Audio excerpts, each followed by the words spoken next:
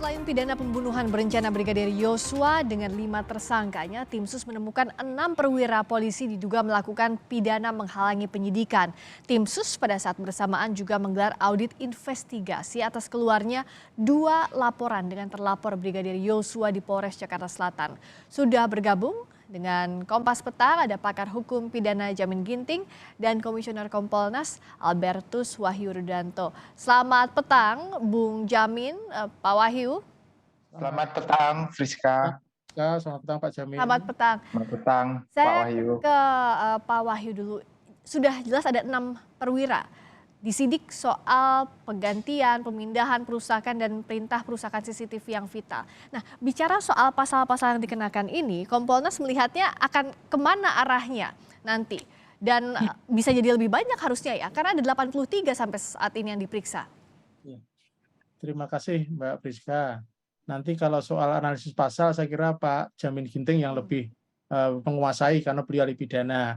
Nah, tapi kami dari Kompolnas selaku pengawas, melihat bahwa ini semakin menunjukkan bahwa penyidik on the track. Karena seperti selalu Kompolnas berpegang pada apa yang menjadi perintah Presiden, jangan ditutupi, kemudian komitmen Pak Kapolri untuk transparan, akuntabel, dan ini yang penting, menggunakan scientific crime investigation. Karena waktu itu problem yang membuat kita berputar-putar, kan awal mulanya soal internal, sudah teratasi dengan Budol Desa. Ya. Kemudian yang kedua kan tidak ada saksi, tidak ada bukti karena CCTV-nya dikabarkan yang rusak lah, yang kena petir dan macam-macam. Ya. Sekarang kan sudah ditemukan. Dengan ditemukan, ini bukti bahwa kerja untuk menemukan petunjuk yang bisa menjadi alat bukti itu dengan menggunakan scientific menjadi sangat signifikan, karena disinilah kemudian peran teman-teman dari ahli forensik digital. Dan kan sudah jelas yang 6 orang itu ada yang mengeluarkan perintah, ada yang menyerah perintah, ada yang melakukan pemindahan, ada yang ikut terlibat. Artinya ini jelas-jelas seperti disampaikan oleh Pak Irwasum, Pak Komjen Budi, indikasinya indikasi pidana, yaitu melakukan menghalang-halangi proses hukum atau kita sebut obstruction of justice. Jadi bagi Kompolnas ini semakin membuat fokus ketika kita menggunakan scientific crime investigation, maka upaya-upaya yang mencoba mencari alibi, yang mencoba berkilah, yang mencoba membuat skenario, membuat drama, akhirnya kan terpatahkan semua. Nah, kita dorong hanya Kompolnas masih mendesak untuk ini sesegera mungkin. Nah, semakin ya Pak Wahyu, izin saya potong dulu ya, betul. Soal sesegera mungkin ini juga kan di sisi publik, oke, kita apresiasi penyidik sudah on the track, tapi kenapa harus lama di pelanggaran etik? Sementara kalau kita tahu ini kan rangkaiannya sudah jelas ke pidana begitu, Pak Wahyu. Kompolnas sebagai pengawas bagaimana lihat ini?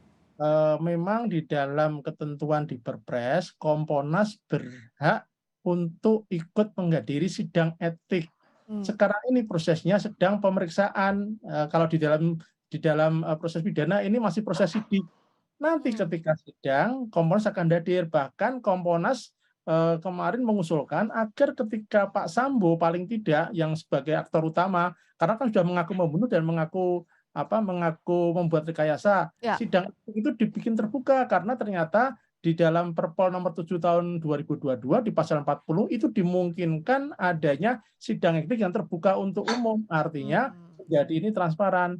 Jadi ini karena semakin ini berlarut-larut, maka publik akan semakin tidak respect terhadap Polri. Nah, tadi kalau pertanyaannya mengapa lama begini, Mbak? Problem di Polri ini kan tidak sederhana problem di masa organisasi biasa. Di sini ada solidaritas angkatan, ada yang namanya hierarki yang oleh Pak Mahfud disebut sebagai psikohierarkis dan psikologis, ya. Itulah problemnya dan sudah teratasi dengan Budol Desa, tetapi Kompolnas melihat masih ada problem lagi karena masih ada dalam pandangan Kompolnas itu beberapa personel yang harus juga dinonaktifkan, karena dalam pengamatan kita masih mencoba untuk dalam tanda petik membantu temannya agar tidak melebar ke pidana. Oke. Nah, soal etik dan pidana ini sampai di situ dulu, Pak Wahyu. Saya akan tanyakan ini ke Bung Jamin. tadi masih ada beberapa hambatan psikohierarkis ini nampaknya masih tercium juga aromanya. Bung Jamin lihatnya ini sebenarnya bisa atau tidak segera melangkah dari etik ke pidana? Sebenarnya ini dua jalur yang berbeda ya. Satu tadi sudah ditetapkan, diduga dan akan ditetapkan sebagai tersangka 6 orang yang dinyatakan sebagai pelaku tindak pidana obstruction of justice. Ya. Berarti sudah akan ditetapkan sebagai tersangka. Dengan demikian, ini jalur etiknya boleh berdiri sendiri, jalan sendiri, pidana jalan sendiri. Apa yang kita lihat sekarang, contohnya dari 4 tersangka yang sudah masuk pelimpahan tahap 1, ini menunjukkan kalau sebenarnya pidana itu tidak terpengaruh dengan adanya pemeriksaan kode etik. Jadi dia tetap berjalan sebagaimana mestinya nanti di sidang pengadilan dan nanti diputuskan kalau bersalah ya tentu itu menjadi penguat bagi pemeriksaan kode etik sendiri. Karena juga sangat hati-hati kode etik ini dikhawatirkan dalam proses pemeriksaan pidananya tidak terbukti. Jadi itu juga menjadi permasalahan dalam menghadapi sidang kode etik. Jadi inilah pandangan-pandangan yang sangat hati-hati dalam menetapkan kode etik sendiri. Walaupun ya dalam penyidikan sudah terbukti, sudah P21 ya, kalaupun nantinya P21 artinya belum tentu kalau terbukti tidak terbukti harus dikembalikan harkat dan martabatnya kembali. Seperti itu. Nah, kalau soal yang kira-kira obstruction of pandangannya. justice-nya merintangi penyidikan, pidana dan etik ini bisa beriringan. Tapi yang diutamakannya yang mana? Kalau ini bicara proses hukum, apakah pidana yang semestinya didahulukan, Bung Jamin?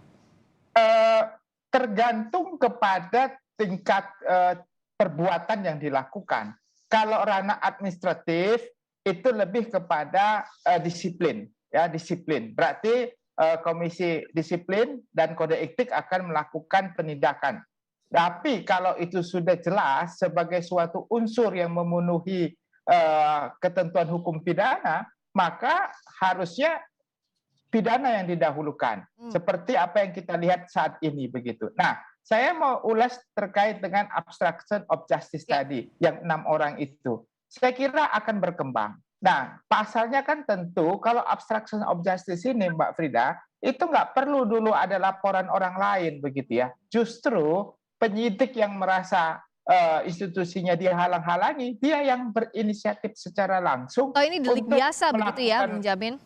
Ya, dia masuk ke dalam laporan jenis A, yaitu laporan hasil dari pengamatan dan investigasi dari kepolisian sendiri. Jadi nggak perlu lagi menunggu orang lain untuk melaporkan begitu. Jadi ini inisiatif daripada penyidik yang merasa dihalang-halangi penyidikannya, dan ini kan bisa kena pasal 221 dan juga terkait dengan Undang-Undang ITE di pasal 32 dan pasal 33.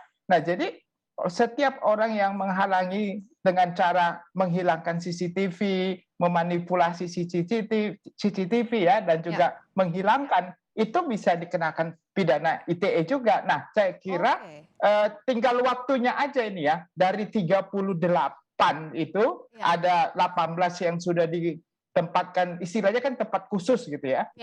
Bisa jadi bertambah gitu, yang 6 orang tadi dari 18 itu akan bertambah lagi. Nah, kalau bicara soal psikohierarkis ini, Pak Wahyu, sampai di mana nanti rentang tanggung jawabnya? Karena misalnya, taruhlah tadi di Pamen ada, Patinya juga ada yang diperiksa. Ini sebenarnya di mana rentang tanggung jawab paling tingginya yang harus mempertanggungjawabkan perbuatan pidana jika terbukti ada obstruction of justice tadi?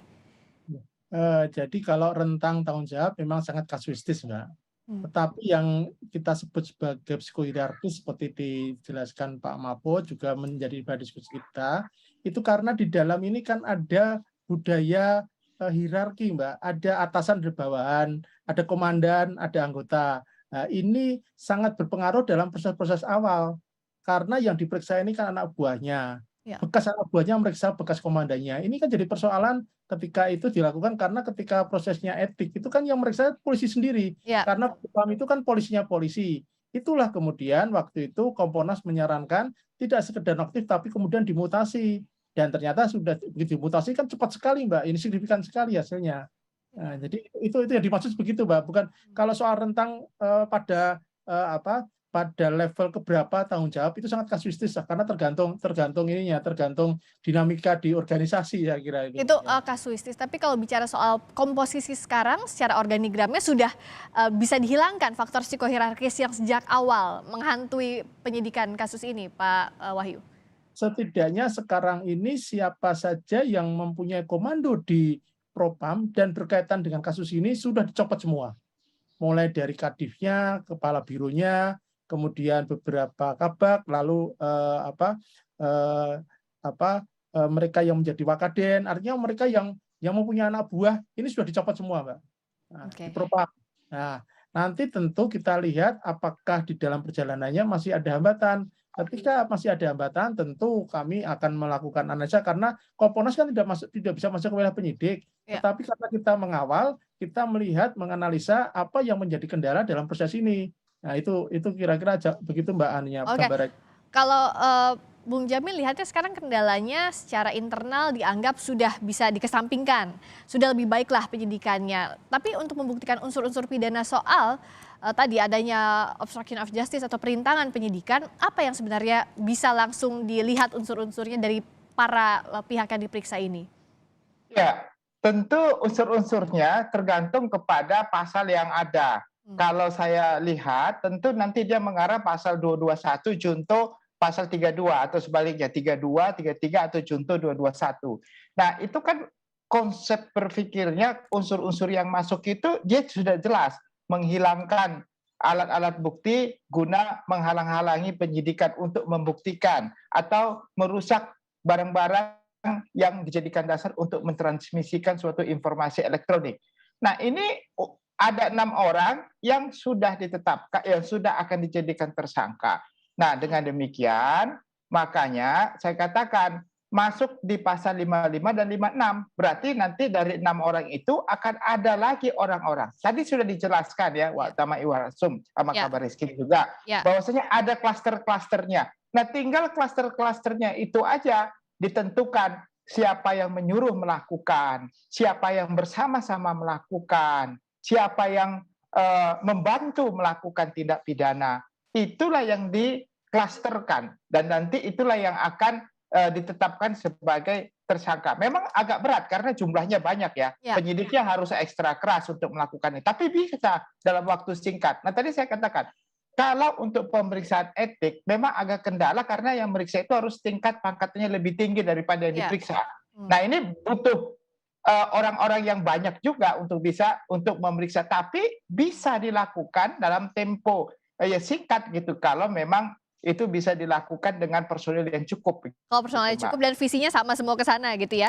Kalau saya ke Pak Wahyu lagi, yang terbaru juga kan Irwasum menegaskan bahwa ada 2 laporan yang sempat masuk Polres Jakarta Selatan akan mengadakan audit investigasi, akan mengaudit investigasi soal 2 laporan ini. Arahnya ke etik atau pidana? Nanti mohon dibantu Pak Jamin Ginting jawabannya. Tapi begini Mbak, mengapa perlu ada audit investigasi? Karena ketika laporan itu masuk, kemudian dan laporan itu ternyata sudah terbukti rekayasa, itu oleh penyidik dibuat bahwa laporan itu ada karena sudah naik ke sidik. Jadi ada dugaan karena ada perintah, jadi laporan itu hal yang rekayasa seolah-olah dalam pemeriksaan dibuat itu fakta. Nah, inilah yang saya kurang tahu nanti mungkin Pak Jamin apakah ini tindakan ini bisa dinilai sebagai suatu kebohongan atau suatu apa, saya kira teman-teman pidana seperti Pak Jamin tahu. Tetapi begini Mbak yang ingin kami jelaskan bahwa ini awal mulanya kan rekayasa.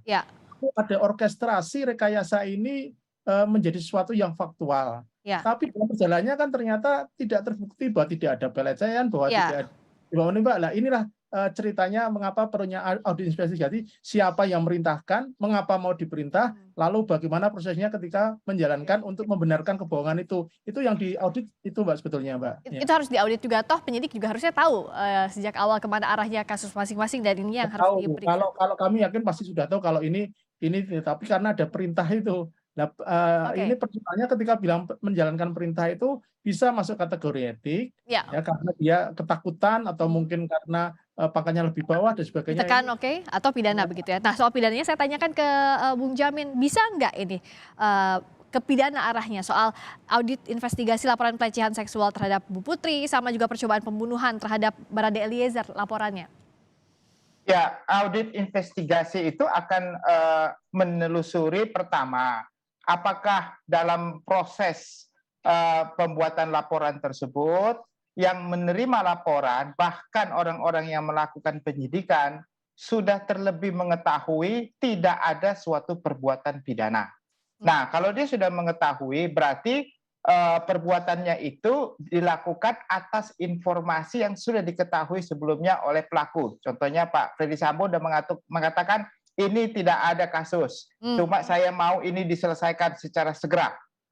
Itu berarti mereka sudah mengetahui. Artinya apa? Artinya itu ada niat yang sama untuk obstruction of justice-nya. Berarti sama niat daripada penyuruh dengan yang disuruh. Begitu kan? Sama. Berarti pimpinan-pimpinan di Polres Jakarta Selatan memenuhi unsur terkait dengan obstruction of justice tersebut. Lalu nanti dilihat apakah ada janji-janji. Contohnya dia akan memberikan sesuatu, apakah itu jabatan, apakah itu uang. Nanti dilihat semua, apakah transfer rekening, apakah ada janji-janji jabatan, saksi-saksi yang menyatakan seperti itu. Nah, itu kan berarti dia menerima janji, menerima imbalan untuk melakukan suatu perbuatan yang bertentangan dengan perbuatannya. Itu termasuk dalam penyalahgunaan kewenangan namanya. Jadi ada arah ke sana juga ya soal penyalahgunaan kewenangan yang harus juga disidik oleh penyidik soal investigasi kasus ini. Terima kasih waktunya di Kompas Petang, Jamin Ginting. Terima kasih Pak Albertus Wahyu atas Terima kasih, Kompas Petang Rizka. ini. Sampai bertemu lagi. Berikutnya saudara kami kembali